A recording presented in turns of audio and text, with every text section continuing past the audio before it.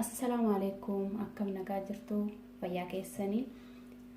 Ramadaanni akkam jira, akkam isin qabee jira, fayyaan keessanoo akkam. Haadha viidiyoo tokko nyaata baay'ee qalaalii ta'ee fi daddafnee hojii hojjanna sanduushii faxuuraafillee suburuufillee waan nu ta'u jechuu yaa warra guddina ani faxuuraafillee fayyadama. Akkuma amma isin asitti agartanii daakuu boqqolloo kubbaayyaa tokko buufadhee jira fuuldura keessanitti akkuma agartanii. Itti aansuudhaan kubbaayyaa tokko furnoo duqeetii itti buufadha. Kubbaayyaa lama dhiifamuu kubbaayyaa lama furnoo duqeetii itti buufadha.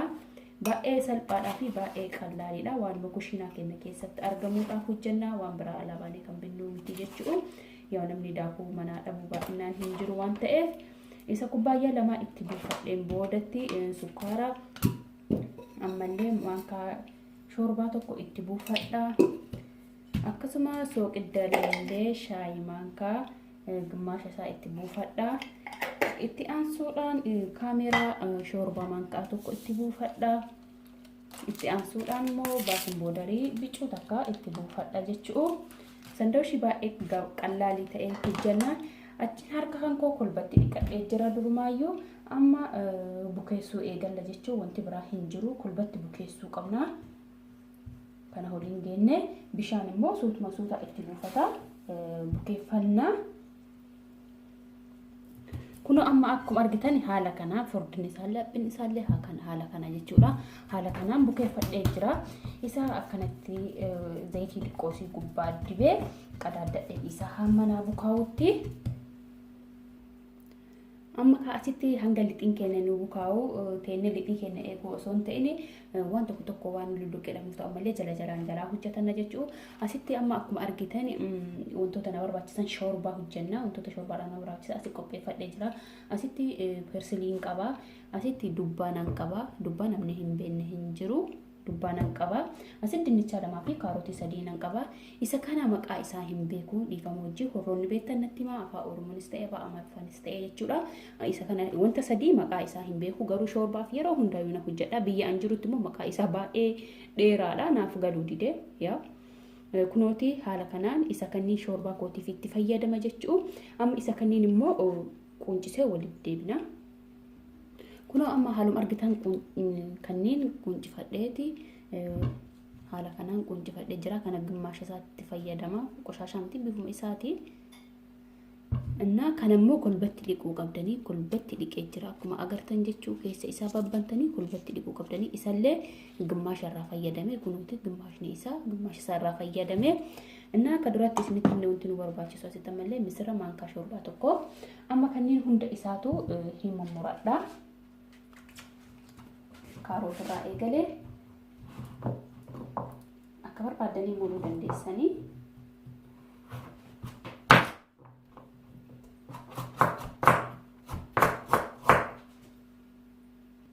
Kunooti ka amma akkuma argitan hunda isaa haala kanaan muradhee fixee jira. Hunda isaatu yeroo tokko distii keenyatti buufanna.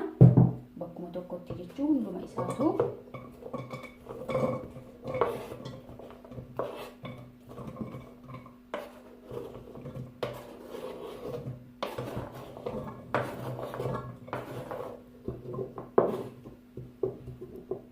akkuma argitan hunda isaa itti buufadheera. Misira qofa tanaatu misira hanqeellee gubbamaa itti buufadha.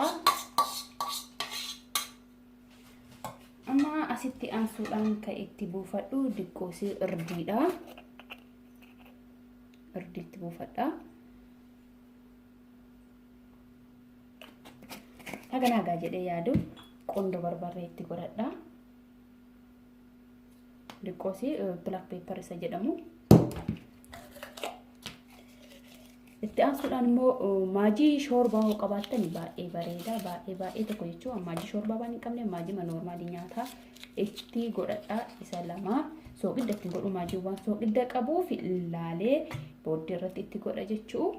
Asitti immoo zayitii olive oilii kan koo itti buufadha. Akkuma argitan kunoo diqqoo ittiin guddisu. Itti aansuudhaan immoo bishaan koo haga hingaa jedhe diqqoosii kanneen ol ta'uu qaba. Kaarotootaa ol daarota ol ta'uu qaba. Akkuma argitaniin kunoo bishaan isinii mul'ata. Haala kanaan amma wanti biraa waan tokko wanti na barbaachisu hin jiru. Ibidda irra godhuu bichaa. Biifama wajjin viidiyoo kanarratti wanti hin galle tuumii jechuun qullubbii adii fi zinjibila itti godhee jira. Fireeshii isaa kan tumame jechuu isa bicha viidiyoo kanarra kan galle. Amma egaa kana waliin geenneen boodatti finnee ibidda irra keenyarra godhachuu qofaa jechuu. Yeroo bilchaate immoo hin laalla. Amma shorbaan koo ibidda irra kaadhee jira. Kaawwan immoo haala kanaan itti maree akkana jalaan goone akkana jalaan bal'aan kaawwadha. Isa kanillee kunoo haaluma kanaan maree jira. Isii kanillee gimmaasha fayyadamee haaluma kanaan maree jira jechuudha. Akkana godhe firiizarii kan koo keessaa wayii tallaaja koo keessa kaa'adha. Na jalaan bal'a'u jechuu. Amma karaa itti aansisee deemu asitti shunkurtii ibidda irra kaa'ee bilcheessaa jira. Diqqoo fi zayitii wajjin walitti bilcheeffadha. Isa kana kan hojjennuu fi liqii dura bukeeffannee waan sandawisha isaaniif ta'u hojjenna jechuu. Akkana akkuma argitan kana shunkurtii kan koo bilcheeffadha. Deeqa muraasaaf. Amma akkuma argitan egaa diqqoo fi shunkurtiin kiyyaa fi qullubbiin akkana xiqqoo naabichaa ta'een booda akkuma argitan haala kanaan xiqqoo naabichaa ta'ee jira. Itti aansuudhaan kaarotii buufadha. Kaarotii haala kanaan quuncisee faaqee jira. Quuncisee haala kanaan faaqeera. Isallee kanneen wajjin xiqqoo fi bilcheessina. Amma akkuma argitan egaa isallee kaarotallee haaluma kanaan shunkurtii wajjin bilcheessee ta'een booda paapirikaa itti buufadha. Paapirikaa gosa lama diimaa fi booraa yoo qabdanii dhiisuullee hin dandeessu yoo hin qabne garuu itti godhatan baay'ee bareeda. Isallee haaluma kanaan wajjin bilcheessaa kaawwa wajjin.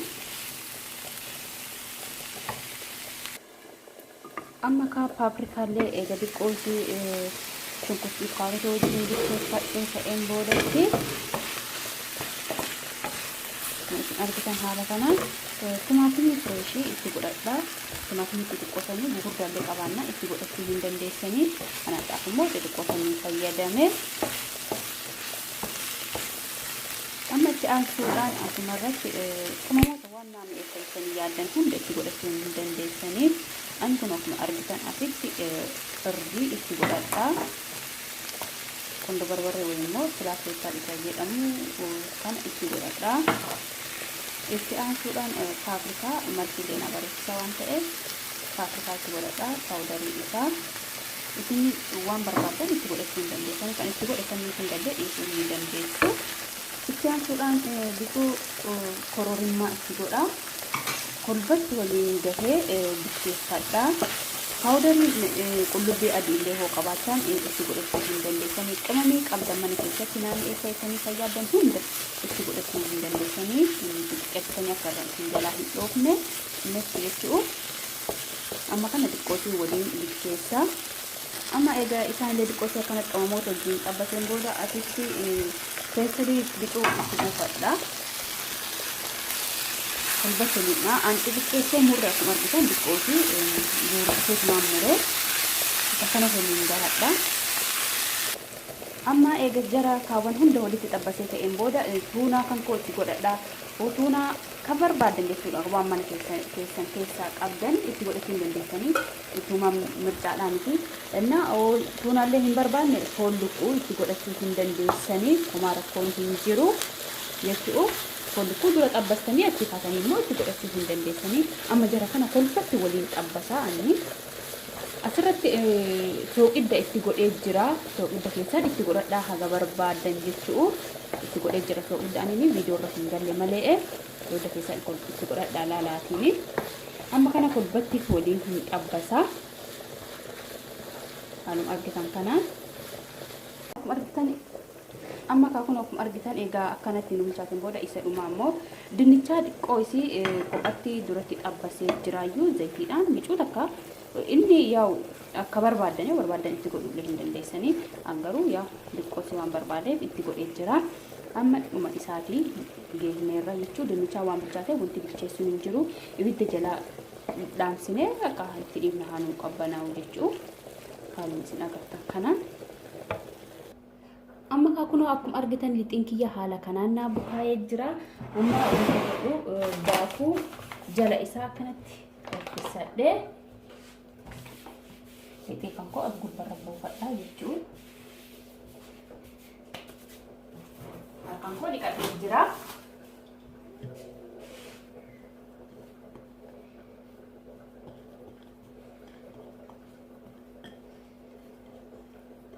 Haala kana asii buufadhaa.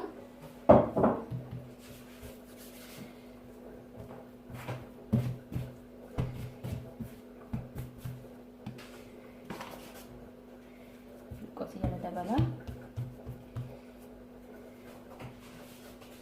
Amma akkanatti badhisee xafaxafa jechuu. Akkuma isin argitanitti.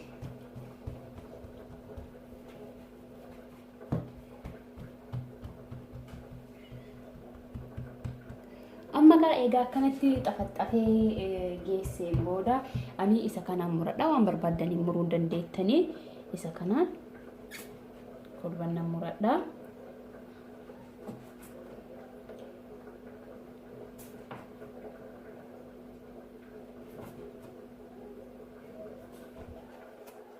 Amma kunoo egaa akkanan muree ka'ee booda asitti kan oovanii galchuu qopheeffadhee jira. Akkuma argitan siinii oovanii waan galchine rakkoo hin qabu. Maxxasha irratti xabbasuu hin dandeessan jechuudha. Kan hunda isaa irraa guuraa dursee akkuma argitan akka kaasuufis naamicha kan hunda isaa guuraa. Amma kunoo akkuma argitan kaasee hunda isaa siinii furumii galfadhu oovanii galfadhu irra godhadhee jira. Amma oovanii galfadha. Amma eega isa oovanii galfadhee isa kan ammallee akkuma duraa sani deebisee xafaxafa jechuudha. Haaluma kanaan innaa isa kana xafaxafnee isa kana immoo maxxasha irratti hojjannaa. Oovanii hin galchinu. Akkuma argitan dhiqeetii dibataati. Harkaan koo akkanatti xafaxafa.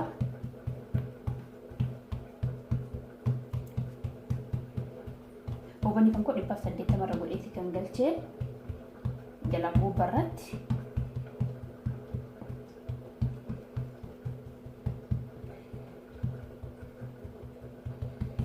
Haaluma kanaan ammallee akkuma duratti isan godhee akkanatti kutaa. Kun amma akkuma isa argitan isaanillee akkana kukkutee fixee jira. Amma isa kana gara maxxashaatiin deemna. Amma kunoo maxxashaa ibidda kootirra godhadhee ho'ifadhee lixii kan koo irra daradaradhee jira. Haala kanaan jechuu. Asitti immoo kunoo shoorbaan kennallee haala kanaan nu bahaa jira. Akkuma isin argitan. Amma daabicha waan qixxicha kenna haga inni diqqoosii jalli isaa nu diimatutti eenna. Mee kana galabbadhee maal laalla.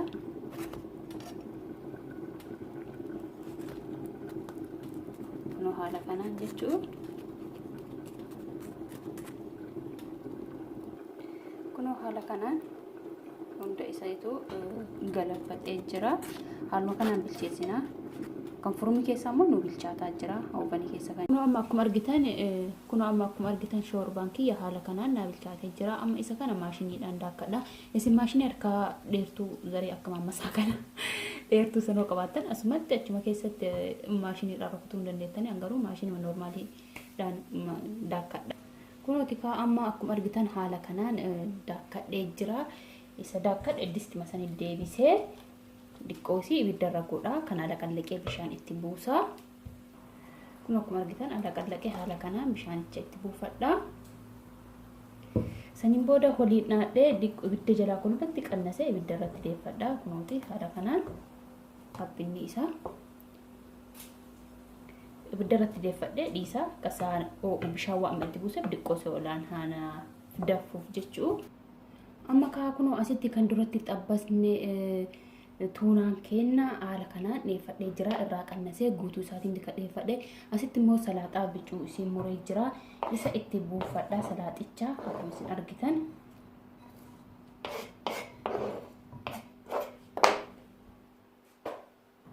Amma eega salaaxaa haala kanaan itti buufadhee asitti immoo diqqoo isii xiqqoo maayineezii itti buufadha. Waan shoorbaa maankaa tokko ta'u jechuudha. Isa kana kulbatti waliin geenna. Kulbatti jechuudha. Amma kun daabboon kiyyallee haala kanaan naa bilchaatee irraa baasee jira. Asitti ka agartan ka maxxasha irratti hojjenne. Inni kun immoo ka oovanii galchineedha. Isa kam tokko isinitti tolu isin beeka. Ana garuu ka baay'ee natti tole malkiidhaafis isa oovanii galee kana. Asitti immoo sahaanii duwwaanan qaba. Yeroo sandooshii kan koo godhe kan irra godhadhu.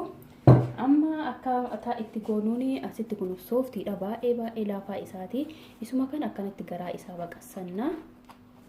Akkuma sandooshii kamiinuu hojjennutti haaluma kanaan argitan keessi isaatu ispoonjii fakkaata.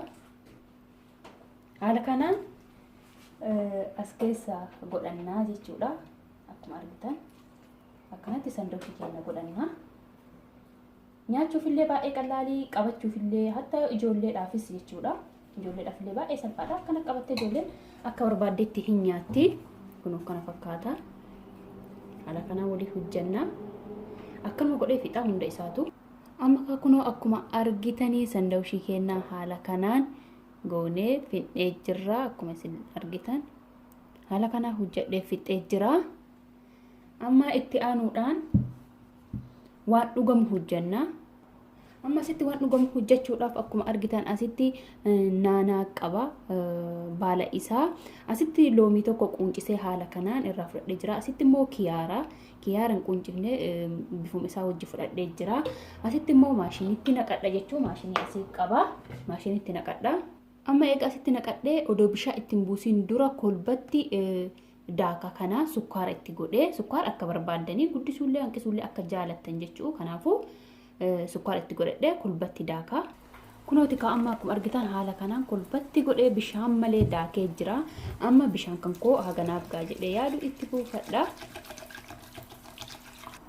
Kunoo hamma kana itti buufadhee jira. Ammallee deebisee daakee achiin gamana masfaadhaan in saffaa jechuudha. Wayim immoo wonfiitiidhaan keessaa baasaa bishaan qofa. Kunooti ka viidiyoon keenya kanadhaa kana fakkaata ka hojii hojjenne nyaataa fi dhugaatiin kiyya. Kunoo dhugaatii hojjennillee isa kana haala kanaan hojjennee jirra. Baay'ee bareeda kan ta'e jechuudha. Kun akkuma argitan asitti immoo wanti isinitti mul'isuu fi isin gaafachuu barbaadu qixxaa saambusaa irraa gootanii mummurtanii hafee attam gootan isin hin gattammoo akkam gootan natti himaa. Ani immoo kunoo haala kanaa wayim akkanatti maree haga danda'uun jechuudha. Inna haala kanaan kunoo akkanatti akka waan xaqallaluu godhee duwwaa isaati haala kanaan xabbasee akka kashkashii fakkiitti fayyadamna. Kunoo akkuma isin argitan akkana fakkaata. Haala kanaan fayyadamaa hin gatu anini harama hin gatinaa dhugaa isiniin jedha. Akkana xabbasanii nyaata saambusaa caalaa mi'aayaa baay'ee mi'aayaa. Kunooti sandawishichi kennallee kana fakkaata. Shoorbaan kennallee kunoo haala kanaan hojjannee geessinee jirra. Haala kanaan fixnee jirra. Viidiyoon kun akka isinitti tolu abdiin qaba. Hoo isinitti tole laayik gochuu hin dagatinaa isiniin jedha. Laaltanii irraa hin bayinaa. Subscribe godhaatiin faamilii tokkummaa ta'a isiniin jedha. Waadanuu walirraa barraa anillee isinirraa baraa. Isinis na barsiisuu dandeessanii waan tokko waan danuu jechuudha. Viidiyoon har'aa kunoo akkuma kanaan xumurree jirra. Haala kanaan amma viidiyoo biraatii walitti deemutti nagaa naa turaa. Wanti irraa fadhillee wanti jechoota keessallee tasaasa yoo jiraadhe irraa fadhi yoo jiraadhe dogongore yoo jiraadhe jechuudha. Dhiifama hojiin dhiifama naaf godhaa isiniin jedha. Annaanatti himaa yaada keessanii astaayetii keessan hundaayyuu koomentii jalatti naaf barreessaa. Viidiyoo har'aa haala kanaan xumurree jirra. Amma viidiyoo biraatii walitti deemutti nagaaf naa turaa.